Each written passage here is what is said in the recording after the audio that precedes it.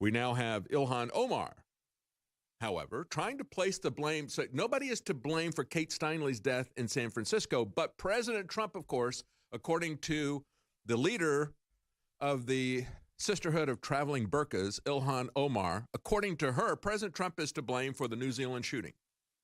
It's President Trump's fault, of course. During public testimony before Congress, she questioned a senior fellow at the Arms Control Association, Jeff Abramson, about U.S. State Department policy changes that streamline the process for American gun manufacturers to sell weapons to other countries. Does she have any evidence that these guns were part of that? Oh, of course not. We don't need any evidence. We just spent nearly 3 years, folks, because it is nearly 3 years. This whole thing began in the summer of 2016. Mueller was going for 675 days, I think is the count. Was that it? Or was it 666? I think it was 675, right?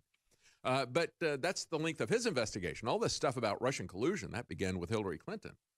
That was her narrative, to distract people. So for nearly 3 years, we had an investigation, quote unquote, that was devoid of any factual connection. So why not have Ilhan Omar go out there and blame President Trump for what's going on in New Zealand? And let me tell you what's going on in New Zealand. The police there are now going door to door, place of work, job to job, and so forth. We've got one gun owner that has now been killed by the police as they go through their gun confiscation. They said they're going to places of employment, homes, even visiting gun ranges. One person posted up, said, needless to say, my workmates were shocked to see me taken into a room for a chat. These guys are quite nice about it, but they wanted to know what my partner and I have. Quite nice about it, yeah. That's the thing, you know, the police in New Zealand and the UK, they can be quite deferential, can't they? Until they give you the back of the hand. Until they shove you into the squad car and road trip you because you were exercising your free speech rights and they don't like Christians talking on the street corner. He said, I didn't put in any paperwork or forms in yet, so I was a little shocked to see them come out of nowhere. Anybody else get this yet? Any reason why they would have chosen me? I'm a bit confused. I'm worried. I'm scared that they just rock up and pull out the notepad and say, tell us what you got. Well, another guy was also freaked out. He's a former Russian soldier. He was fingered because his son put up on social media a picture of him with an airsoft gun. We'll tell you how he died when we come back. Stay with us. Welcome back. Reports are now coming in from New Zealand that the police are going from place of employment to homes to gun shooting ranges, rounding up anybody that they believe has a gun, pulling them in, questioning them. One person has now died. Here's another person talking about what happened to him. He said, a mate of mine had the cops turn up at his house after an image of a friend of his had posted on Instagram holding his AR-15. He got reported. They asked to see his safe. He complied. They confiscated his AR-15 as well as his semi-automatic .22, although they admitted that they weren't sure that if that would be affected under the new law.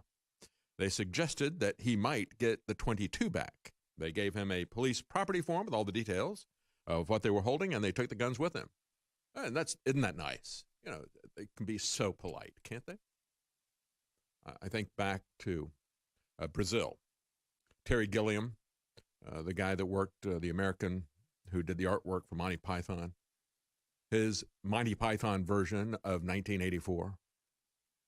And, of course, the central part of that begins the program, the movie, is that they're looking for somebody named Buttle or Tuttle or whatever, but the guy in the office, and, of course, all the technology there doesn't quite work.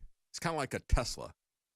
You know, they've got all this high-tech stuff, but it doesn't quite work. And he's swatting a fly, falls into this typewriter, physical typewriter. And they got the monitors that have little tiny monitors, and they got these big Fresnel lenses to magnify. It just, everything is a kludge. But the fly falls into the typewriter, and it says Tuttle instead of Buttle or whatever. They look up the guy, and they go the wrong address. And it's a over-the-top, no-knock raid. And this was, quite frankly, when I saw this, it was an over-the-top parody. But now it isn't. Now this kind of stuff happens all the time. This was before the no-knock raids became common currency here in the United States in the name of the war on drugs. And so these guys come busting into the place. They cut a hole into the ceiling and everything and rappel down. They arrest the guy. They put him in a bag, put a bag over his head, and he's hogtied. And they come over with all their paperwork. Could you sign this and this and this and this? And here's my receipt for your receipt. Okay, thank you. And the mother is just flummoxed. They have absolutely no idea what's going on. No explanation, no charges, but the police were ever so polite. And evidently, that's what's happening here. Maybe he'll get his gun back. Maybe he won't. Maybe they'll just ban it in the meantime before they return it. But somebody has died, a former Russian soldier. This guy was a veteran of the Soviet and later the Russian army. He spent time in Afghanistan and Chechnya. He was assigned to a special forces unit. And that may explain why he perhaps had PTSD. He got reported to the New Zealand police because his son posted a photo of him wearing a Russian army helmet and posing with an airsoft rifle on social media, an airsoft rifle. And so a little snitch called the police, and he gets SWAT teamed. And he was afraid of going to prison. So he called his son, talked to his son for a while. It resulted in a standoff because it's like, I'm not going to prison. And again, I don't know what was going on with this guy. He was had been in the military in Russia, maybe had PTSD, but he was afraid when the police show up and he gets into a standoff, and they believe that he committed suicide. 54-year-old Troy Dubovsky told the press that he was sought by police after his property in the Christchurch suburb of St. Martin's was searched on Tuesday. Anyway, after they searched his residence, they found an 8mm blank pistol, the suspicious airsoft rifle.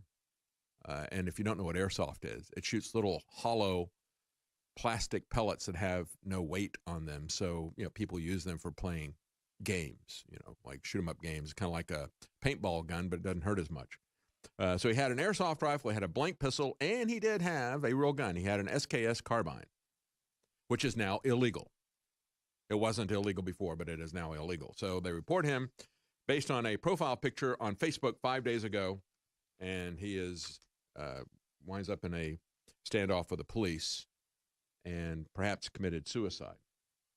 Which brings us to Roseanne Arquette, who says that Trump's America is a, quote, sick dictatorship of normalized racism, rape, mass killings from guns, pedophilia, homophobia, and the destruction of our environment. And she says that this government of President Trump has normalized